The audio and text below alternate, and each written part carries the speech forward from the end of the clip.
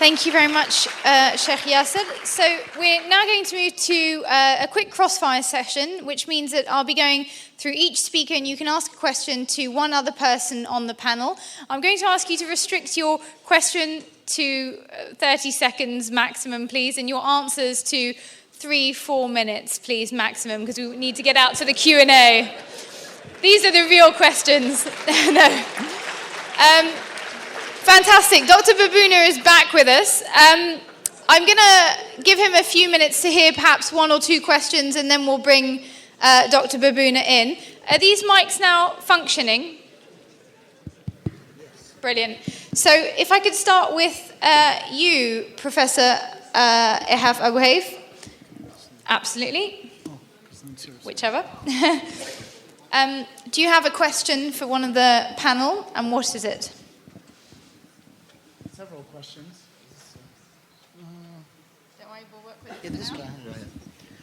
Yes, I have several questions. I'll ask, this is a question, can I ask Dr. Babuna, is he still? Absolutely, yeah. So, Dr. Babuna claims, of course, that there was no evolution. And he claims that all species were created suddenly, with absolutely no evolution. Yet at the same time, he claims that there were epigenetic mechanisms, or that there was gene shuffling. Why would we need gene shuffling, Dr. Babuna, or any kind of epigenetic mechanisms if God created everything suddenly? What's the use of all of these? Dr. Babuna, did you hear that question clearly? Epigenetics is for a very good reason, and the organs are formed with the epigenetic mechanisms, and the diversity is also created through epigenetic mechanisms and gene shuffling. That is a mechanism that variation occurs, but this is not evolution. It is very important. There is no mechanism which generates new genetic information. In epigenetics, the genes are turned on and off, but without changing DNA sequence, with acetylation and deacetylation mechanisms and methylation of the DNA. But this is not evolution. Evolution requires new genetic information, but there is no such mechanism. There is only replication of the DNA and gene shuffling mechanisms, but this is definitely not evolution. So there is no evolutionary mechanism created by Allah. And mutations are only damaging. How do we know that? We know this from experiments. We know this from observations. There are 10,000s, 100,000s of genetic diseases caused by mutations. Mutations generate pathology and asymmetry. And we never see transitional forms, pathological and asymmetrical. I want to show you this. This is, I want to show you this. This is a real fossil, a crab fossil, which is 37 million years old. There are 400 million fossils like this. For example, another fossil that I showed you, it's a lizard fossil, 124 million years old. Do you see any difference from today's samples? No, because they appear as a crab, they appear as a lizard. All the animals and plants appear as they are, and they never change during their tenure on the earth. Now I want you to ask the speakers from the audience to show single transitional form fossil, but they will not be able. I have the money ready, 5 million pounds in the bank account.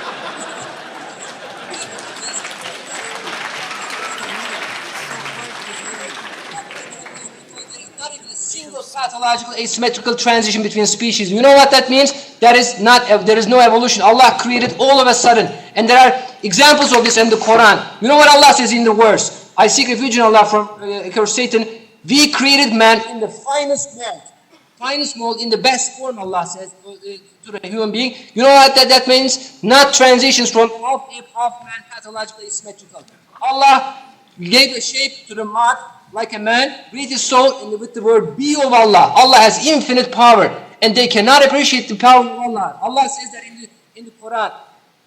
They do not measure Allah with his true measure. Allah has infinite power. Allah does not need the natural laws. Allah is not bound to the natural laws. Allah does not need mutation or natural selection to create. Allah created from Moses' staff, wood staff, all of a sudden, living snake. Is that over billions of years through pathological stages? No. I just asked you inanimate matter, all of a sudden, I asked you a very specific question, and I would like a specific answer if that's possible. Given by Jesus alayhi salam, all of a sudden, living bird, and that is sudden creation, and there are examples of sudden creation in the Quran. No evidence of pathological. Dr. Babuna, I'm gonna have to cut you there. The sound pretty much has already. Sorry. Thank you for your response.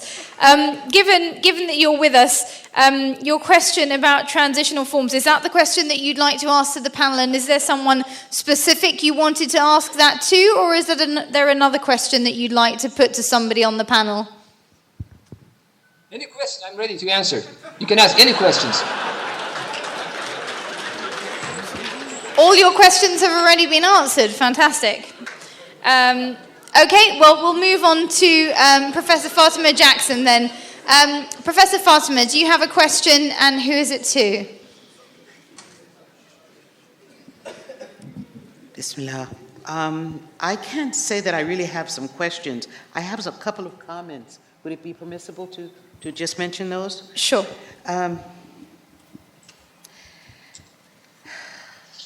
So many points have come out, and I want to say a few things that I think are very important. Evolutionary theory has, in some senses, been hijacked by atheists.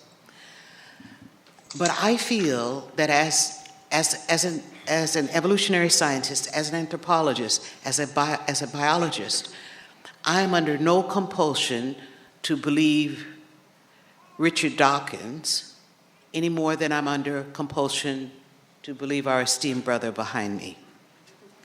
And the reality is that I look at the facts, and I try to understand the facts with the intelligence that Allah has given me. And that's the position that I believe we have to take. We don't have absolute answers, but we can't just push the fossils away, push the genetic information away, push the clear definitions away. We can't say, for example, that genetic gene duplication, which is something we call CNV, that is copy number variation, that it means nothing. We know, for example, that people who eat lots of starch foods will have more copies of the gene for salivary amylase, which helps us digest starchy foods. So this is very clear. This is not controversial. What allowed us to produce extra copies of a gene? The environment clearly was the trigger. The ability to do this, to me, it comes from Allah. The miracle of Jesus, of Isa alayhi salam. The miracle of Isa, from a scientific point of view, not simply that he was born of a virgin mother. We have this term called parthenogenesis. Additionally, the science tells us that the miracle of Isa alayhi salam was that he was a male. Where did that Y chromosome come from? You see? This is the kind of thing, it makes you think, it makes you say, things that make you say, subhanallah. You understand what I'm saying? So to me, the evolution is, it's a paradigm that allows us to connect ourselves with the rest of life forms. It doesn't replace Iman. It complements Iman if you use your brain.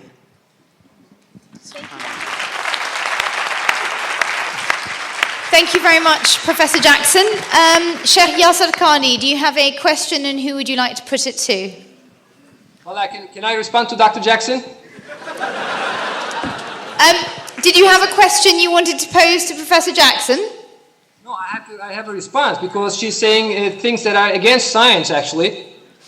So we're doing a question and answer session. So if you'd like to ask her a question, you're very welcome to. But she's first of all. What's your question? I would like to ask this question. I want to show you some fossils. Okay, well, I think that's going to have to be for another time, I'm afraid, because we've seen a few fossils. We're now doing the question and answer session for the panel. So, unfortunately, if you think about a question, I'm prepared to take that. Otherwise, I'll move on to the next speaker. Would you like to pose a question? Okay, yes. Can Dr. Jackson show a single transitional form? One, I'm watching her. If it doesn't have a transitional form, that means there is no evolution. can she lift up one transitional form? Okay, thank you for your question. Professor Jackson, I presume you don't have one with you, but I'm sure you've got a response.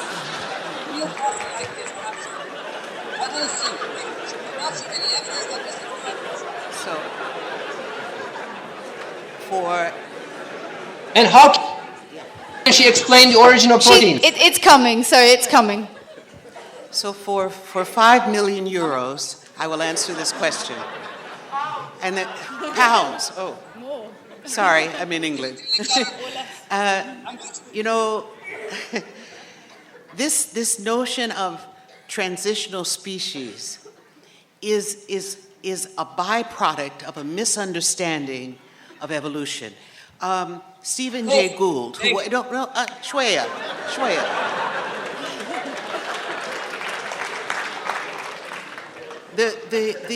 Stephen Jay Gould had a magnificent book, and he talked about bushes all the way down. What it means is that Allah has created a lot of different life forms, all the way down, all the way to since very, very deep evolutionary time. So it's not a linear progression.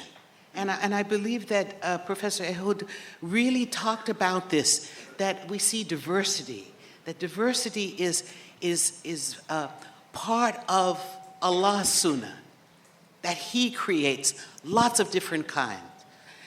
And so we're not, and by the way, that diagram you had up there, I meant to tell you, you need to fix that. The dates are wrong. We don't have Australopithecines 1 million years ago. No. So that's something you need to correct, brother.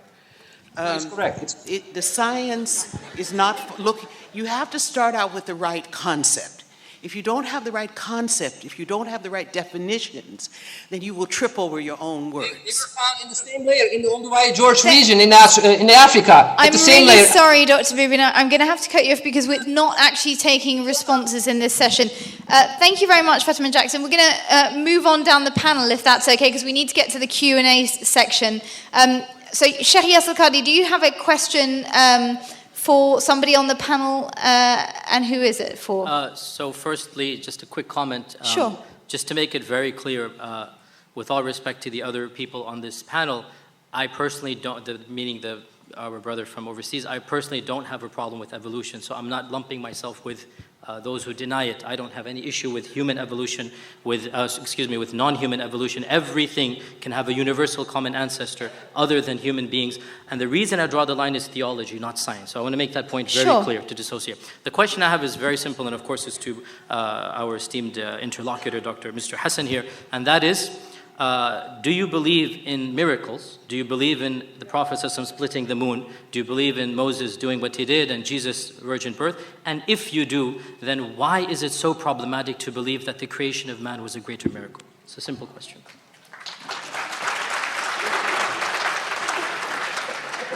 Okay, Jazakallah khair. Of course I believe in miracles. And this is the discussion we need to have, the nature of miracles.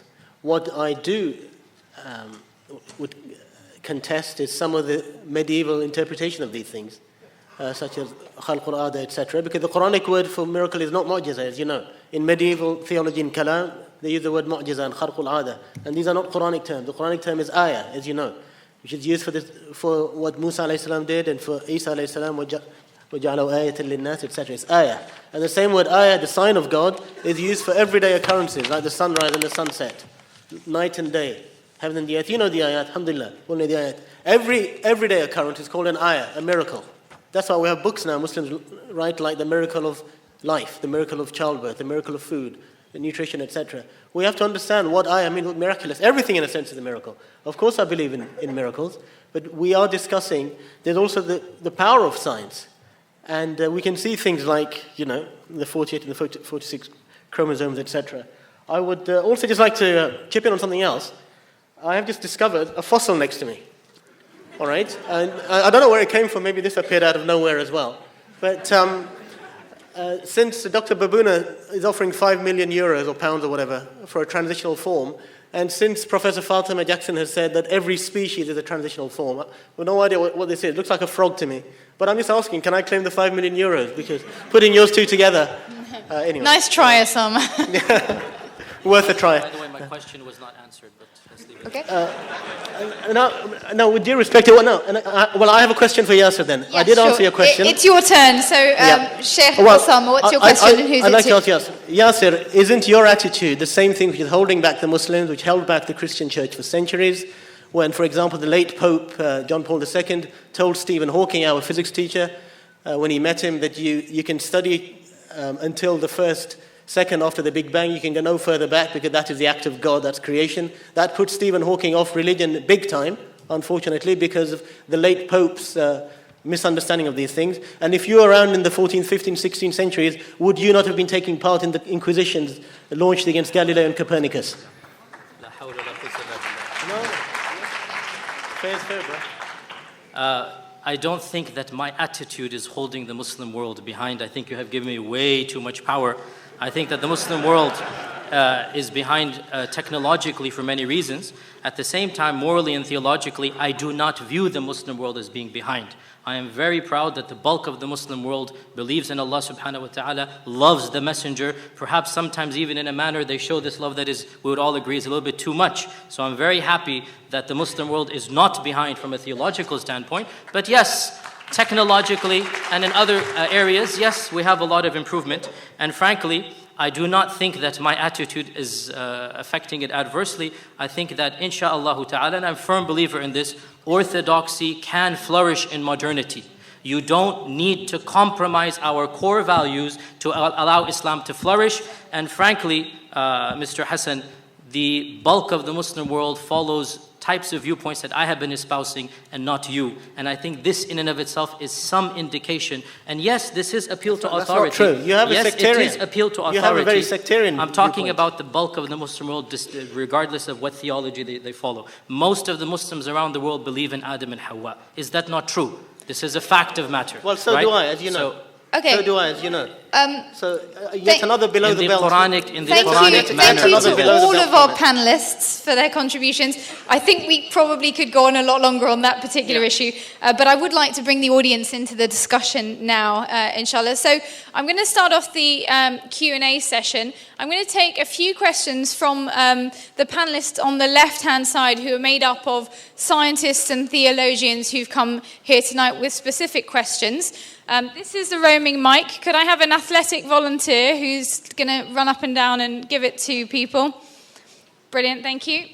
So could you please raise your hand if you've got a question from this section of the audience, and then I'll expand it out after that. So first 2-3 questions will come from this section here. Those wearing an orange badge, this is your time. So please raise your hand if you're wearing an orange badge and you'd like to ask a question.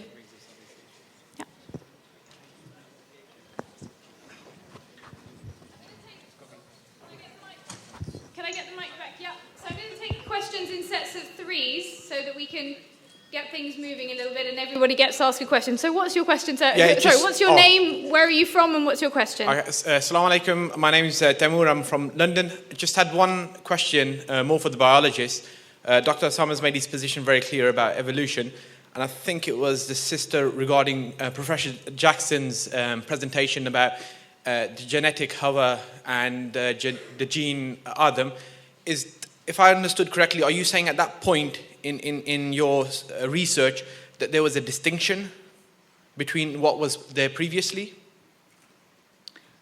Okay, so thank you. That's the first question. So that's going to be to you, for Professor Jackson. Was genetic Hawa a distinctive phase compared to previous types that we find before that? If it's okay, I'm going to come back. I'm going to get 2 more questions and come back to the panel. Yeah. Second question, if you're wearing an orange badge, please. Anybody wearing an orange badge who'd like to ask a question? Yeah, gentlemen, please. So if you could state your name and what organization you're with or who you're representing. Yeah, my name is Abdul Rahman. I'm from zamzamacademy.com. I guess my question is, first comment is Dr. Osama, he made his position very clear about Adam and Hawa alayhi salam. The other 2 biologists, I know they gave this big description of, Dr. Jackson actually gave this big description of genetic Hawa and Adam. I'm just trying to reconcile that. Do you actually believe there was a physical Adam alayhi salam and Hawa alayhi salam or not? Okay, thank you very much. And a third question from those wearing an orange badge. Yeah. Assalamu alaikum. My name is Bilal. As a medical doctor, Sheikh Yasser, I really appreciate what you were saying. I think the title of the conference is Have Muslims Misunderstood Evolution? And I think what you have purported, many Muslim, especially Orthodox traditional scholars, would find uncomfortable to say that, yes, evolution it's all okay, with the exception of the point of Adam. So regardless of what's right and what's wrong, has traditional Muslim orthodoxy, have we as a community almost failed because of how antagonistic we are to the idea that what is purported as scientific and as evolution theory, that's purported as correct? Okay, thanks very much. So those three questions to the panel. Again, if you could keep your responses as brief as possible. One was about genetic Hawa, and the second was actually also very close to that. Was there a physical form to Adam and Hawa? And the first question was about whether there was a form prior to that that was distinct. So is genetic Hawa distinct? And the final one is, has traditional orthodoxy failed in its response? So, Professor Jackson, if I could invite you to kick off. You can stay seated for this session, yeah. Bismillah.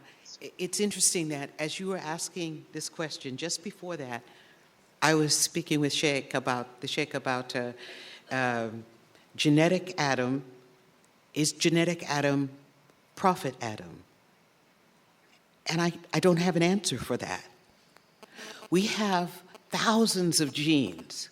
When we look at the Y chromosome, one gene, we look at the Y chromosome, and we look at the genes on the Y chromosome, we're able to connect all of you brothers who have Y chromosomes back to a single person. When we look at the mitochondrial DNA, and all of us have mitochondrial DNA, but we all have it from our mothers, we can connect it back to one woman. I choose to call her genetic Hawa. I choose to call that one human man that had the mutation that then subsequently was distributed and diversified among all the men, the living human men on the planet now, genetic Adam. Was that who Allah was referring to in terms of Prophet Adam, alayhi salam? I don't know. That's actually, at this point in our scientific knowledge, we're not able to discern that. I can only report to you, and my reason for being here is to give you the science. Remember, science looks at a portion of the world, but there will be things that science cannot explain, and that's where our faith comes in. So that's my answer to both the first question and the second. Sure. Yes, there was a physical person that clearly contributed, that was the origin of your Y chromosome, and a physical person that was the origin of your mitochondrial DNA. Okay, thanks very much. Professor Abu Hayf, would you like to come back also on the idea of there being a physical Adam and a physical Hawa? Miriam, can I add something? Of course. I'll come to you next, Dr. Babuna. Yes, this mitochondrial was falsified scientifically. I'll explain this. Sorry, if you just hold on 1 second, Professor Abu Hayf is going to come back, and then I'll come to you. Thanks for your patience. I'd just like to make a very brief comment, and that is just 2 points. One is that we just have to be, since the question came from a medical doctor, I think it's very important. I mean, there are lots, you may not be aware, but the scientific community, the community of evolutionary biologists, we've sort of realized that a lot of the illnesses we have, cancer, is actually an evolutionary problem. I mean, there are lots of illnesses that we have that are caused because of our previous evolution. And I don't know, because of our theological questions, I don't know the answer. But I don't want to miss the opportunity that we could be losing out a lot also if we draw the line too strongly. We have to acknowledge that maybe there was a material Adam, a material Eve, and that our physical bodies, maybe not our souls, are dealing with a lot of future challenges that may be causing cancer and other devastating illnesses that we have to deal with an evolutionary perspective. Otherwise, we'll never find a solution to that problem. Whether that be immunological diseases against viruses, whether that be cancer, whether that be so on. And then my last point about this is just to make the point, it's known, we call this the natural fallacy. Just because the way things may be, just because things evolve that way, doesn't mean that that's how things should work in our world.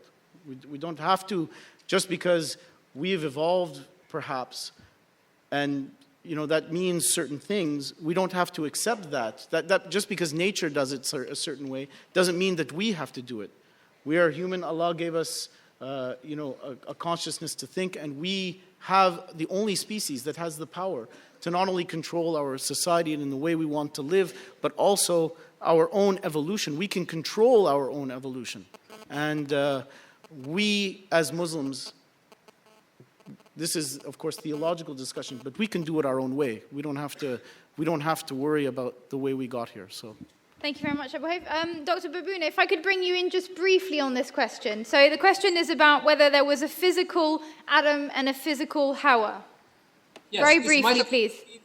Claim of the Darwinists are being falsified by scientific evidences. As Dr. Jackson said, it is based on the claim that it only comes from the mother, but there were publications, it were found, for example, the Danish patient, 90% of the mitochondrial DNA came from the father. So it is not true at all. And it is at odds with the Y chromosome, because you can trace back mitochondrially 160,000 years old, 60,000 years, Y chromosome 63,000 years, but there are Latoli footprints, belongs to modern man, and every paleoanthropologist agrees with that, 3.6 million years old, 3.6 million years old modern man footprints in Latoli, and a stone hut was found in the Olduvai Gorge region at the same layer, Australopithecus, Homo habilis, Homo erectus, and a stone hut was found at the same layer, 1.7 million years old. So these evolutions claim are definitely at odds with each other. But okay. Allah... Thank you for your point. I'm sorry, we're going to have to be brief because we want to get through as many questions as possible, but thank you for that.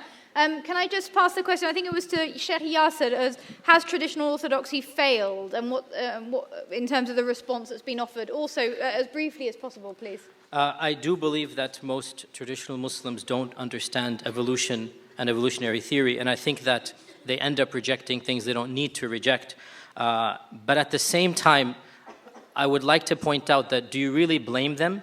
Looking at the context of the world, looking at where these theories came from. There was a time where, back in the 1800s, where my ancestors in India, Muslim scholars, refused to study English, not because they felt English was haram, but because of the colonialism, the arrogance, the subjugation that came from that people. They rejected a legitimate science because of political scenarios. Now we see that that was a mistake, and the same thing is happening now. The same people that are giving these theories, they are the ones, Dawkins is a classic example. The sheer arrogance of the man turns me off from him, frankly. Calls himself the prophet of atheism and whatnot. I mean, do you blame Muslims for just tuning out? So it is our job as scholars to tell them, look, and this is exactly what I said in my lecture, evolutionary science, in my opinion, and I am not jahil, by the way, I'm not an alim of biology, but I have a degree in chemical engineering, I have a minor in chemistry, and I do consider myself educated in these sciences. I've read a number of books about evolution before this conference. I even read Dawkins' The Greatest Show on Earth, and a number of other books, and frankly, I do understand this is legitimate science, is valid science.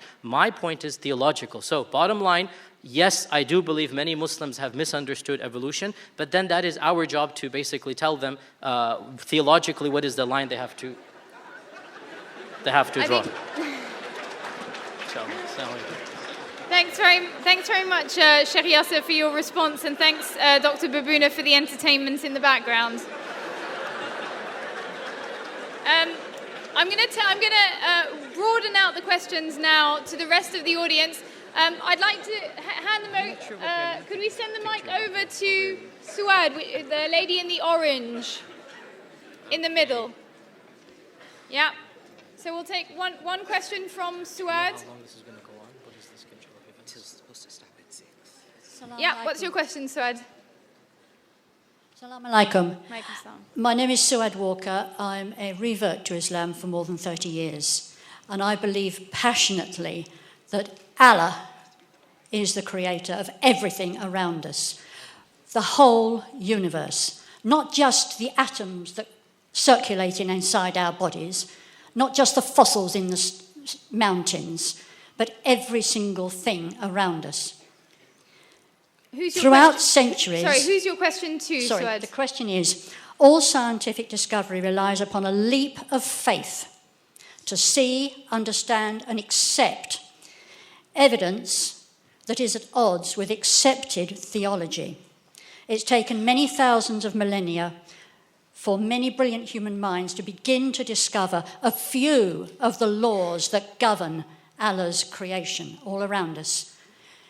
I have read the Quran in several different English translations, and forgive me, but I'm not a scholar, but I have not read anything that contradicts the possibility that the Big Bang, beloved of Stephen Hawking and Richard Dawkins and other atheists, was not actually the beginning of Allah's creation. I'm really sorry, Suad, I'm just going to have to press you on that question. The question is there anything in the Quran that actually contradicts the possibility that the Big Bang was not Allah's creation, containing all the seeds of every law, including the ones that we have not yet discovered? And who would you like to direct that question to? Sheikh Abdullah Kazi. Yasser Qadi. Yasser Qadi. Yasser Qadi. Okay, thank you very much, sir.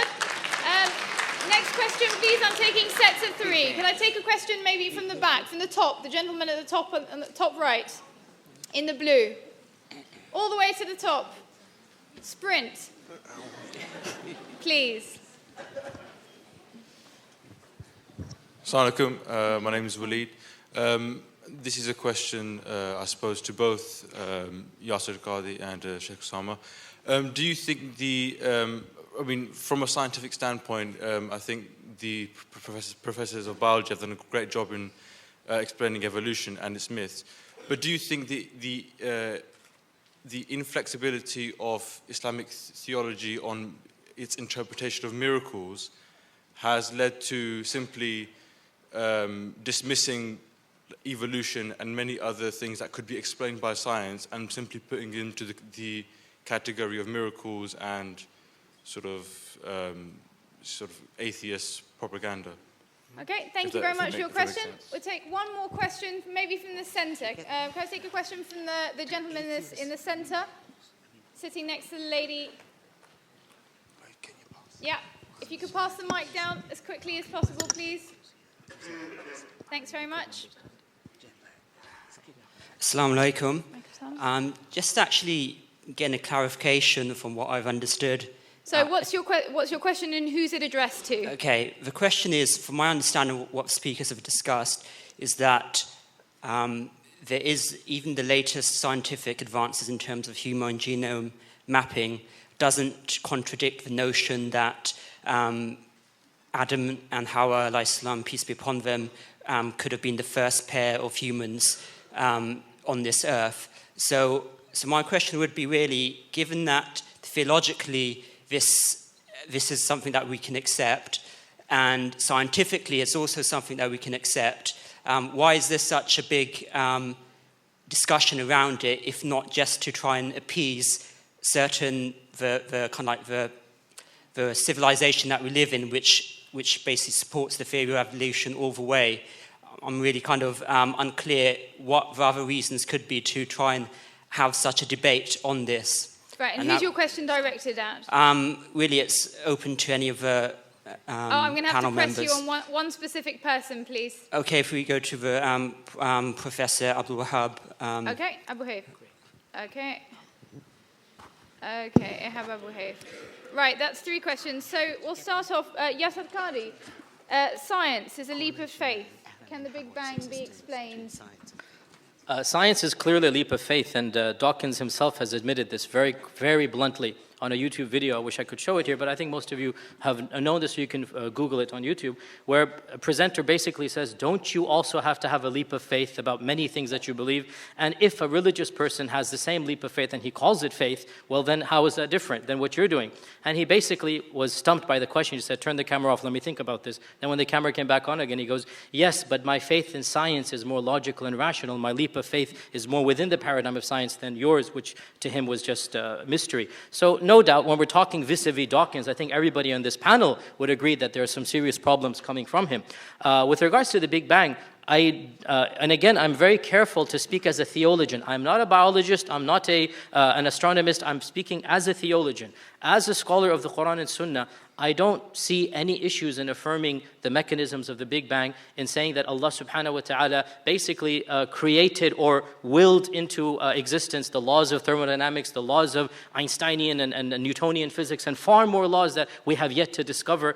I don't see a problem with this, but with one caveat, and that is, just like Allah subhanahu wa ta'ala created it, so too He can destroy. So too He can go against those actions when He wants to. But yes, apart from this, I don't see any problem. In fact, the Quran mentions that the beginning of this creation was dukhan, which is a gaseous smoke, and some people have read into the Big Bang here. Personally, I like to comment minimally on these issues because I think scholars need to remain scholars and not comment on issues outside of their realm. And that is why I did not take a position about all of this biological evidence. I simply said this is the maximum that theologians can allow you. The rest, biologists go and say as you please. So yes, I don't have a problem with what the sister said. Thanks very much.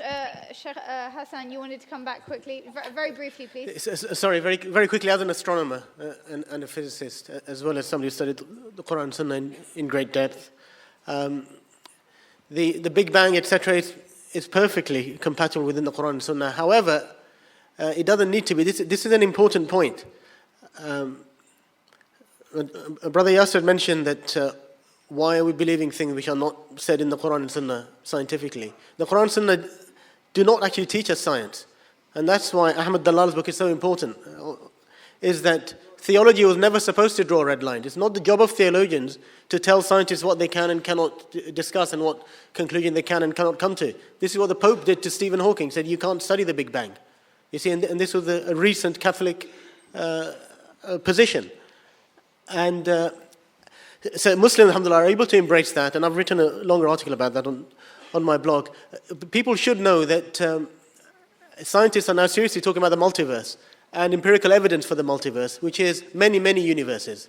And they're applying the laws of natural selection and evolution to the development of different universes, in the sense that different universes may have slightly different natural laws, which are selected by natural selection. This is actually a fascinating area of inquiry, and as I argued in my blog piece, Muslims, alhamdulillah, have no problem with that, because one of the names of Allah is Al-Khallaq, not just Al-Khaliq and Al-Bari and Al-Fatir, Al-Musawwir, the creator and originator. Al-Khallaq, the one who creates over and over and over again.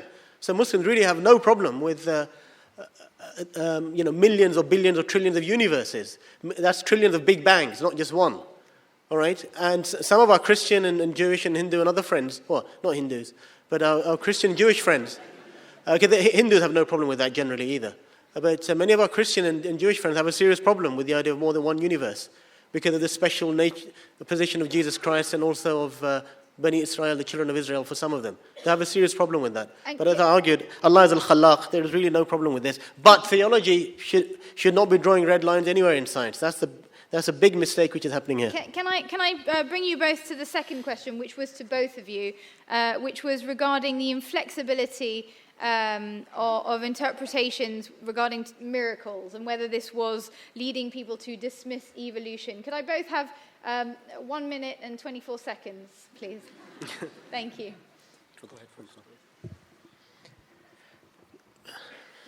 Bismillah. Yeah, I agree with, I think it's coming back to Bilal's question. I agree with that question that the inflexibility of much of religious thought leads to this. I also agree with Yasir, what he said about the cultural background and political background of these things. And the issue of miracles does need to be discussed also. The Muslims have had rationalist positions or other traditionalist positions on miracles, etc. It was also one of the major issues in Western thought, with Hume, don't forget. The whole issue of miracles was a major issue for Hume. And he said, because we don't see miracles anymore, we don't see sticks turning into snakes, etc., etc. Why should we believe in them, he said, etc. It had a massive impact. So we have to come to grips with that also. But that's for another time, obviously. Thank you. Sheikh Yasser, briefly. In a nutshell, our religion never tells us to believe in anything that is illogical or irrational. Islam is not illogical or irrational. However, our religion does tell us to believe in supra-rational, i.e. that which is beyond our rationality. And this is alimul ghaib, this is the knowledge of the unseen. And a part of this is indeed belief in miracles. Every single practicing Muslim, Christian and Jew believes that Allah Azza wa Jal did miracles and He continues to do miracles. Maybe not the type of parting the Red Sea, but there are miracles that happen to personal people in their du'as. There are miracles that happen in many different ways, right? And the miracles of the prophets are a different category, but frankly, every one of us is a walking miracle. Every single memorizer of the Quran is a miracle. The Quran is a miracle. We can go on and on. So I think I understood the question to say that is belief in miracles impeding progress in Islam? And I say no. We believe in miracles because miracles are not illogical, they're not irrational, they are supra-rational, above and beyond what the mind can affirm or disagree with. Thank you for your concise response. Thank you. The third question was to you, Professor Abu Hayf. The human genome mapping doesn't contradict Hawa and Adam being the first human beings, so what's the big deal? I'll let Professor Jackson comment first. Sure. And I'll be very brief, I promise. Thank you, I appreciate that. Thank you. The concordance of the emerging scientific information with aspects of descriptions in the Quran is a promising sign. It's something we should all applaud. We should be grateful for this. And I think that, and I apologize, I'm not probably answering you directly as you'd like, but I see this as an opportunity for scientists and theologians to come together to really hash out the full meanings of the Islamic verses, given the science we know, and what do we still need to know in order to have a full understanding. And the example that I will give you comes from computer science. And in Surah Al-Kahf, where you remember, which we read every Friday, and where the disbelievers are standing around and they've been handed their books in their left hand and behind their backs, and they say, what kind of book is this where our deeds are written in numbers? When I heard that, I said, my God, it's binary system. Complex deeds written as numbers. That's my own mind. I rushed to the tafsir of Ibn Kathir to see, did he say that? No. He didn't know anything about computers. So we have these brains. We must use this intelligences from Allah to expand, to identify even more miracles that are there, that are in the Quran. And I believe that the concordance of Adam, alayhi salam, and Hawa, peace be upon both of them, the concordance that we're seeing in their existence, physical existence as well as the spiritual, which is what the theologians tell us about. I think that's a wonderful opportunity of coming together. So it's not science versus faith, but it's science and faith together. Thank you very much. Professor Abu Hayf, did you want to come back or do you want to wait for the next question? Is there anything you'd like to add? I'll wait for the next. Okay, next three questions, please raise your hands. So if I could take the gentleman in the beige cream, where's the mic? Yep, just here in the middle section.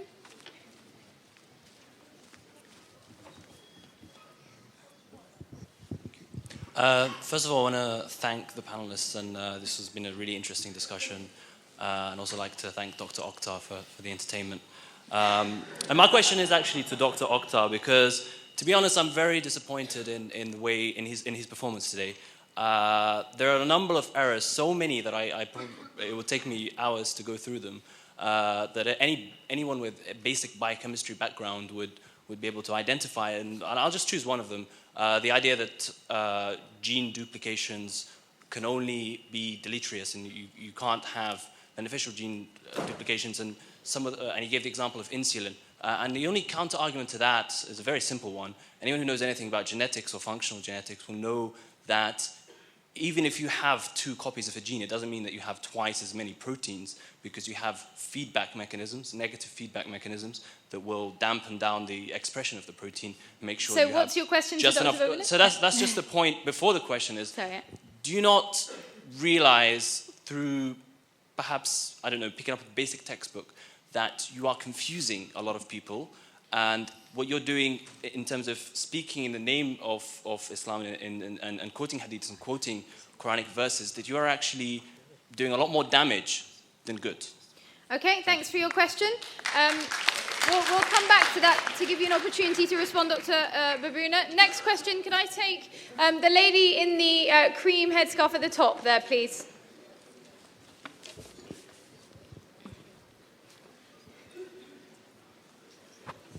Assalamu alaikum. My name is Anaya, and my question is for Sheikh Osama.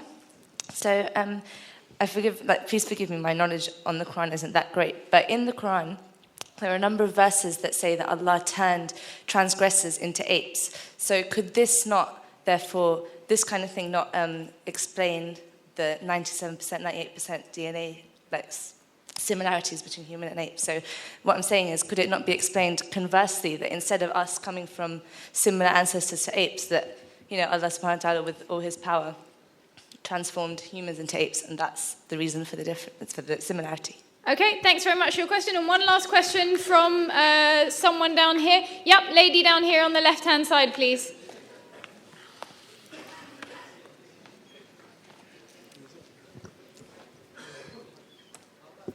Assalamu alaikum. I wanted to ask Sheikh Yasser, just quickly, from the knowledge and the understanding of the story of Adam, I just wanted to know what you felt the most important element of it was, whether it was the spiritual understanding and the spiritual lessons that we draw from it, or is it that we have to stick to the actual physical story of it to the letter?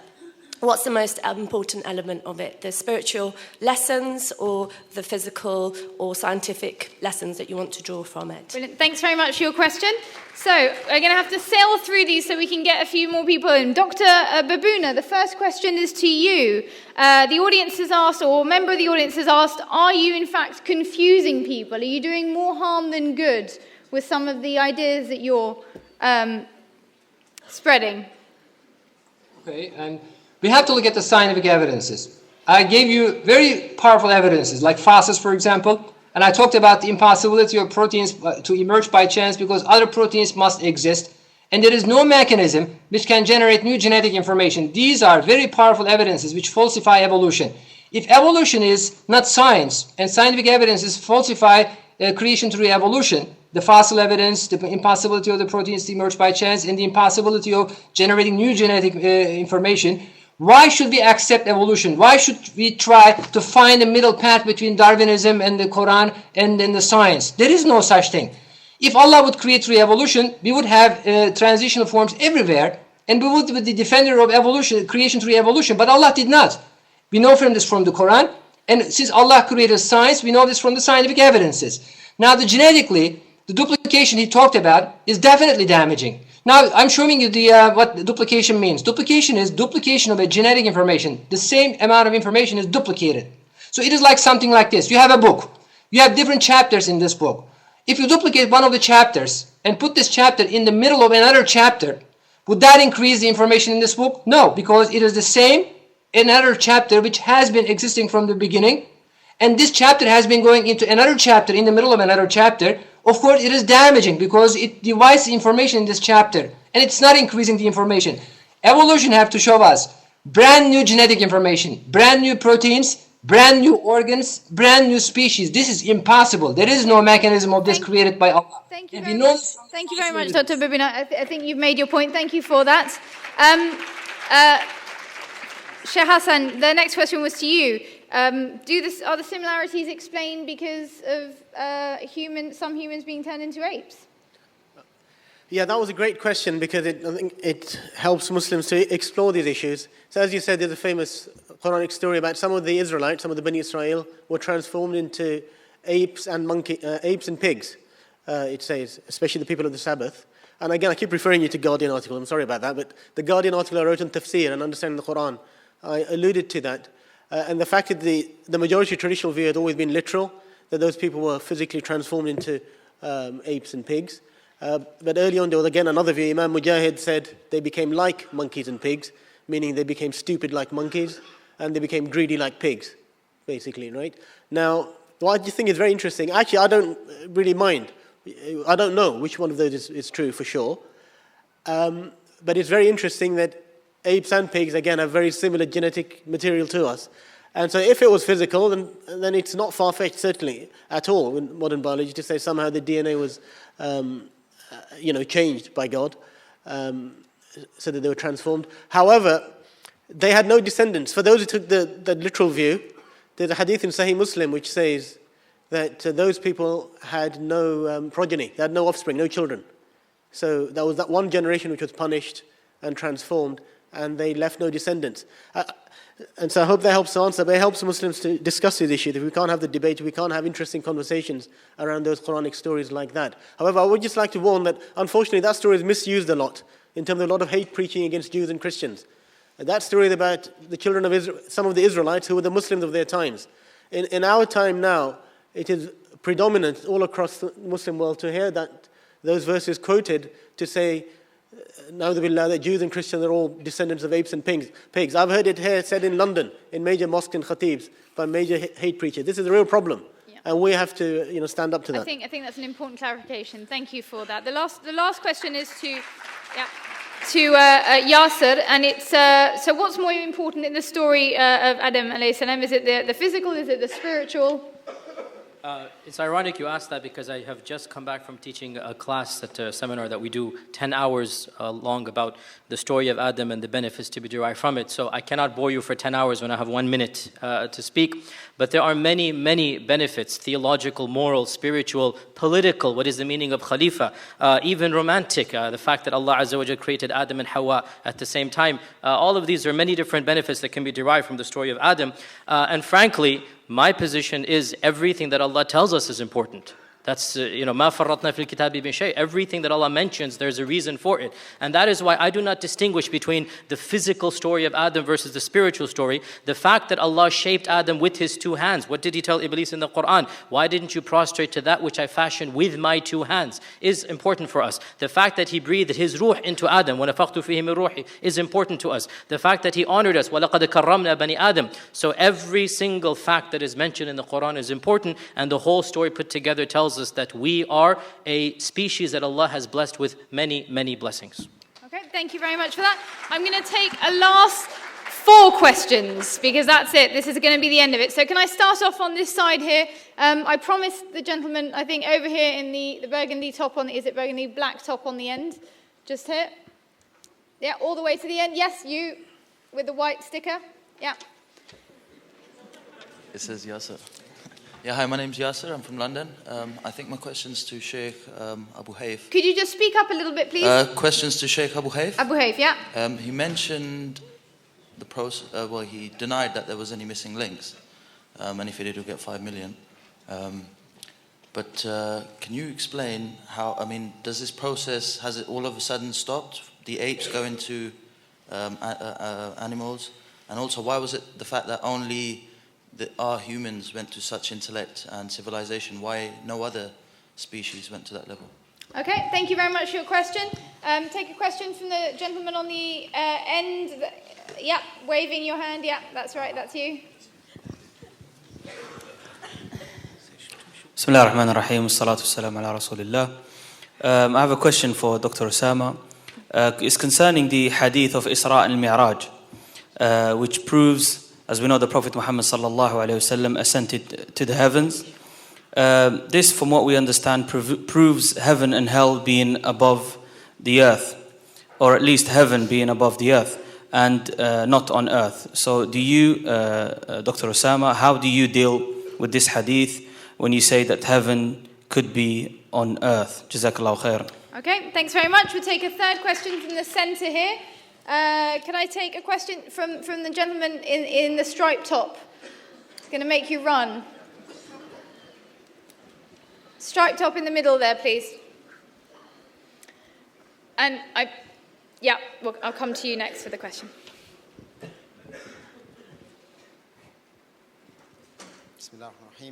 My name is. If you could speak up. Okay. Bismillah ar-Rahman ar-Rahim. My name is Gihar. I'm doing my PhD at genetics at UCL. I have a two-part question, one to Dr. Rahab and one to Dr. Jackson. To Dr. Rahab, when you started talking about the theory of common descent, you referred to similarity, and you used that concept to refer to relatedness. So you equated similarity between different organisms with homology. Now, but that's an assumption that, I think you realize that. So my question to you, is there any experiment, because I'd love to do it, that proves or shows that two things that are similar can only come from a related common ancestor? Okay. Because, an alternative could be that they have a common environment and a common purpose. I think we've got it. Thank you very much. Dr. Jackson, just one question per person. I'm sorry, there's lots of people. Thanks very much for your question, though. And the fourth and final question is the lady down here in the purple top, please.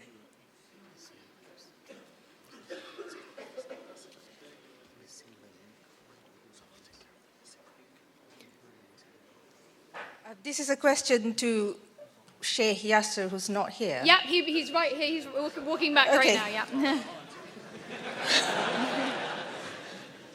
Yeah.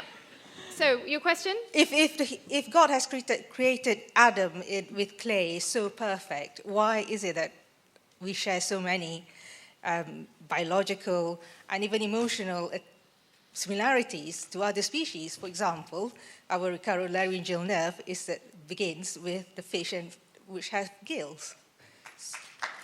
Okay, so if God created Adam so perfect, why do we share so many biological traits with other species? Is that your question, yeah? Okay, so the first question was to Professor Abu Hayf. Are you denying the missing link, and has evolution stopped? Very briefly, please. So I just want to make clear again, let's take the following thought experiment. What I'm saying is that evolution doesn't work from transmuting species A into species B.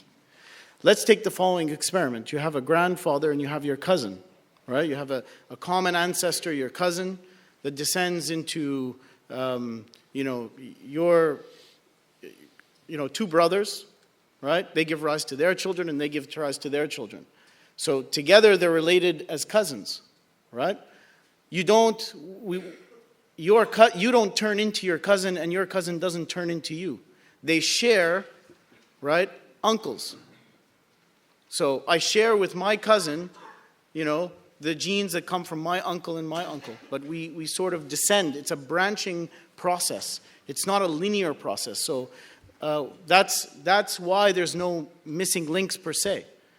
Because by the term missing link means that somehow to turn into your cousin, there must be an intermediate. There's you're asking me, is there, let's say my cousin had a pimple on his nose or a bump on his nose. So does that mean that, and that was inherited genetically, does that mean that, there should be a missing link that has half a bump?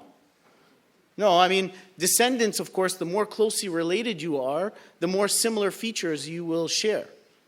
But it doesn't mean that, you will transmute one into the other. And unfortunately, I wish I had more time to show you about the way evolutionary biologists think about speciation. Often it's a single population that gets divided because of geographical barriers. And over, many millions of years, they stop being able to reproduce with each other.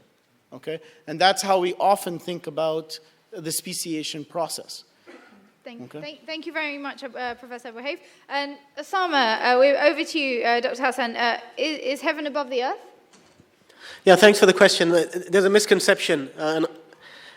In English, we use the word heaven for the sky as well as for Jannah, for paradise, which is a separate issue. But Jannah, what I mean is, the story of Adam and Eve in the Quran happened in Jannah, and they're expelled from the Jannah eventually, right? But the word Jannah itself doesn't only mean the heavenly paradise. The word Jannah means a walled garden, right? It's hidden. is related to jinn, Jannah, like a Jannah is a fetus, and the jinn are the hidden creation. A Jannah is a hidden garden, in other words, a walled garden. And the story of Ashabul Jannah in Surah Al-Qalam is what? It's on the earth, right? كما بلونا أصحاب الجنة إذا أقسموا لا يصرمونها مصبحين. That's a story about the people of the garden, Ashabul Jannah, which is entirely on the earth. The other ayat mentioning Ashabul Jannah, which is clearly in heaven, in paradise. لا يستوي أصحاب النار وأصحاب الجنة. Right? So what I'm saying is, it's well known in tafsir, and please have a look. Tafsir Ibn Kathir, Tabari, and the others mention it. The story of Adam and Hawa alayhi salam in Al-Jannah, most Mufassirin early times traditionally took the view this was in Jannah, in heaven, in paradise. But others took the view that no, the Jannah that happened in was a Jannah on the earth, an earthly garden, just like the Jannah of Surah Al-Qalam. I hope that's clearer. Yeah. Okay, thank you very much. The third question is to both Professor Ehab and Professor Jackson. Have we equated similarity with homology? It's your terminology, not mine. It's not my world. And are there any exceptions that prove that two things that are similar don't come from the same ancestry? So if I could ask you both to answer it as briefly as possible. Thank you. My first comment is you should come and join my lab. It's obviously you're asking kind of technical questions, but I mean, I think what we have to do, evolutionary biology is very aware of dividing what's called convergence and convergent similarity and homology. So what is convergent similarity? It sounds very fancy. It just means that, look, a shark is a fish and it has a fin. A whale has a fin, but it's a mammal, right? We have techniques to distinguish. So we wouldn't just look at the fin and say, oh, those two are similar and they come from a common. You have to look at all the characters combined. You don't just look at a single character. You look at the fins, the genes, the DNA, the bones. It's a whole combined analysis. And if it just happens that one of those characters is similar, then we would say, oh, that must be convergence. But if all of the characters combined, after a detailed study for many years, we see that most of the characters are similar, we would then say that, yes, that's evidence of a common descent. And so we definitely can distinguish between similarity that comes from just adapting to a similar environment versus similarity that comes from common descent. And yeah, Professor Jackson, do you have anything to add? I think he was asking whether there's an experiment that can be conducted to prove this. Yeah, just why do humans capacity to... So one person asked a very interesting question is, why did humans evolve the capacities that they did? That was a question, and I thought that was a very good question, so maybe we could tackle that. We'll leave the experiments. When you come join my lab, my friend, you can do the experiment. Well, we'll take that question then. Why did humans evolve in the way that they did? And then we're moving to the last question because we really need to wrap up. Remember I told you that evolutionary theory discusses how, not so much why. But we are evolving, we are changing in response to our environment. And the response is supposed to give us a better fit in our environment, to improve our chances of surviving, improve our chances for successful reproduction. To me, the why is, it's a mercy from Allah. The how is the evolution. There was an example I wanted to give because the brother's a geneticist. And so the example of sickle cell anemia. You know that sickle cell anemia is a mutation, is beneficial in a malarious environment. We have at least 5 different times that the sickle cell gene has emerged separately. How do we know they're separate? Because we look at the neighbors, the molecular neighbors, on either side of that single mutation, and we see it's different. It's the same gene, but it emerged separately as separate mutations in Saudi Arabia, in India, in various parts of Africa. And we can actually track the people with who have that mutation. We can track their movements. We can track them to Europe. We can track them to the Americas. So Mutation is constantly occurring. Mutation is the raw material upon which natural selection acts. It's kind of like you get this variation that pops up, and selection comes through and cuts off all the variation that is inappropriate, that doesn't enhance survival. So the why as to why we are constantly changing, even changing within the last 100 years, there are evolutionary changes. And as the brother pointed out, between parent and offspring, there are new mutations coming up. Some of those mutations will be deleterious. Some will be neutral. And some, few, will be advantageous. And presumably, those people will then pass on those genes preferentially.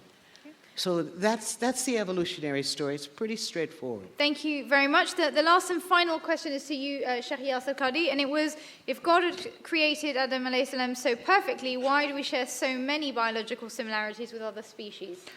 So I will answer this question from within theology because I'm not a biologist. Allah says in the Quran, صُنْعَ اللَّهِ الَّذِي أَتْقَنَ كُلَّ شَيْءٍ. Look at the perfection of Allah that has created everything in order.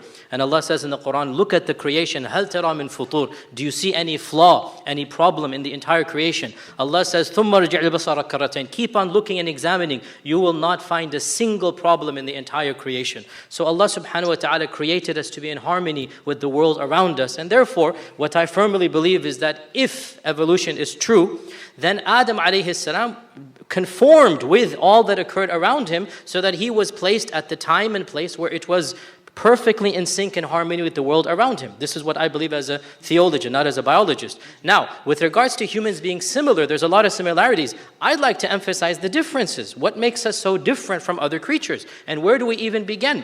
Morality, consciousness, the very metacognition, which is that we have the capacity to study ourselves. We can contextualize ourselves. Religion. Animals don't have religion and different language. Subhanallah. To this day, linguists are at awe. Where did language come from? And why is it that we are the only species that speaks to the level that we do? The Quran answers this. وَعَلَّمَ آدَمَ الْأَسْمَاءَ كُلَّهَا خَلَقَ الْإِنسَانَ عَلَّمَهُ الْبَيَانِ. Allah Azza wa Jal gave us the gift of knowledge, the knowledge of speaking, that He did not give to any other species to our level. وَمِنْ آيَاتِهِ, of His miracles, Allah says, is the multitude of your languages. So, yes, you're right, we resemble many of Allah's creations, but I believe, and I think humanity agrees with me, we are a very special species, that we are special for many reasons, and of them is religion, morality, language, etc. And alhamdulillah, we are, وَلَقَدْ كَرَّمْنَا بَنِي آدَمَ. Allah says we have honored the species of the Bani Adam, so we are of an honored species. Instead of looking only at the similarities, let's look at the differences and thank Allah for those differences. Thank you very much,